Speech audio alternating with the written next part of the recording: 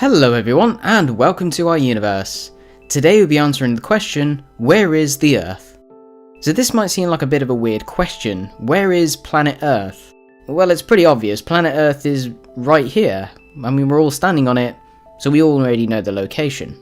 But the thing is, where is the planet Earth relative to the Milky Way galaxy? Now that is a good question. A long time ago, in this galaxy, astronomers believed that the Earth was the centre of our universe. This is basically due to our viewpoint. From everything around us, it looks like everything is orbiting around the planet Earth, so it's quite easy to assume that the Earth is at the centre of the universe.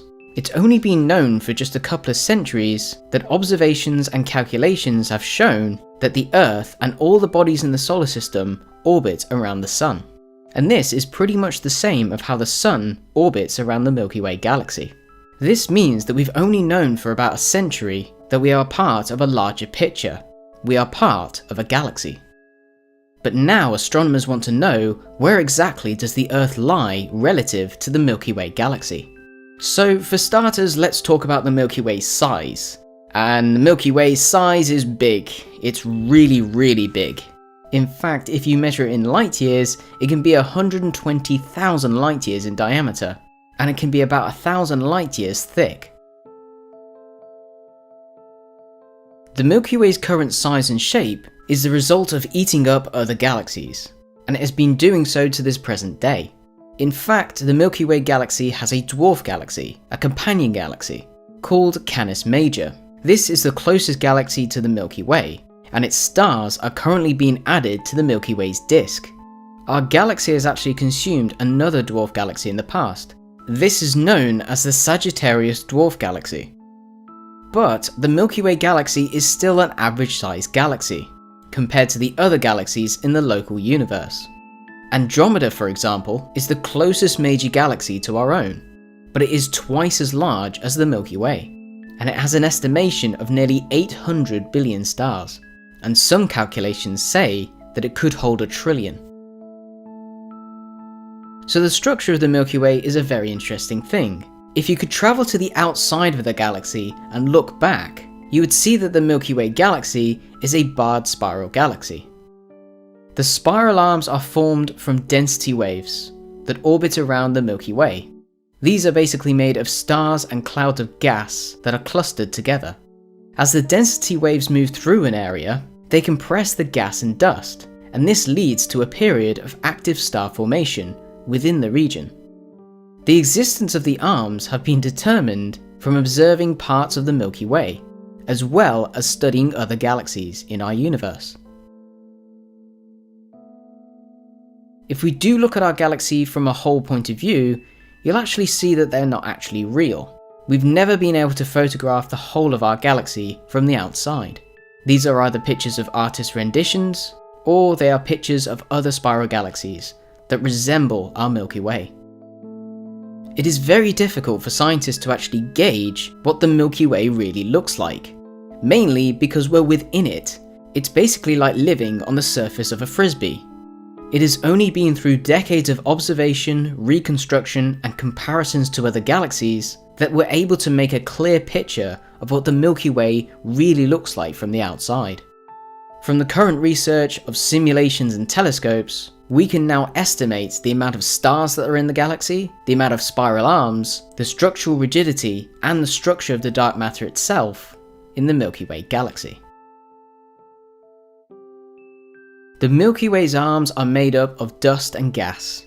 This matter makes up 10 to 15% of all the luminous matter. This is basically the matter that we can see, and the remainder of this would be the stars. Our galaxy is roughly 100,000 light years across, but we can only see about 6,000 light years into the disk in the visible spectrum. Light pollution can be quite an annoying thing for astronomers, but it's the dusty ring of the Milky Way that is constantly prominent and blocking our view of the galactic centre. But with infrared astronomy, we can see the heat of the stars and cut out the gas and the dust. This allows us to see the Milky Way galaxy in other wavelengths of light, and therefore understand its structure a lot better. The Milky Way is surrounded by a vast halo of dark matter, and this accounts for about 90% of its mass. The problem is with dark matter is that we know it's there, but we don't know what it's made of. Its mass can be inferred by the observations to how fast the galaxy rotates. Most importantly, it is believed that its mass is helping keeping the galaxy together. This means that the galaxy without dark matter would tear itself to shreds. The solar system is located about 25,000 light years away from the galactic center, but also it's about 25,000 light years from the edge of the galaxy. This means that the solar system is roughly halfway between the center and the edge of the galaxy. Astronomers are definitely in agreement that the Milky Way has two major spiral arms. These are known as the Perseus arm and the Scutum Centaurus arm. There are also several smaller arms and spurs, but astronomers can definitely agree that our Milky Way has two major arms. The solar system is located in the region between these two arms, and this arm is known as the Orion Cygnus arm. This arm is about 3,500 light years across, and about 10,000 light years in length, where it breaks off from the Sagittarius arm. In fact, if you look at the Milky Way in the night sky, it is rather equal from both hemispheres, and this probably means that the solar system lies relatively close to the galactic plane. The Milky Way has a relatively low surface brightness. This is due to the gases and dust that fill the galactic disk. This prevents us from seeing a bright galactic center. The Sun takes over 200 million years to make one galactic year. The last time that the solar system was in this position in the Milky Way, there were still dinosaurs on the planet Earth. So even though our solar system is located 25,000 light years from the galactic center, it is still constantly moving in a galactic orbit, constantly revisiting the same places every 250 million years. As our understanding of the universe has expanded, we have come to learn many new things.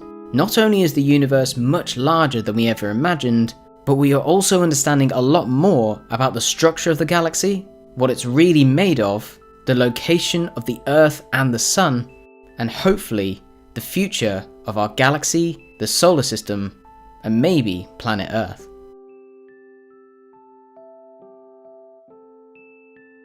So I hope that's given you a great insight into where is the planet Earth.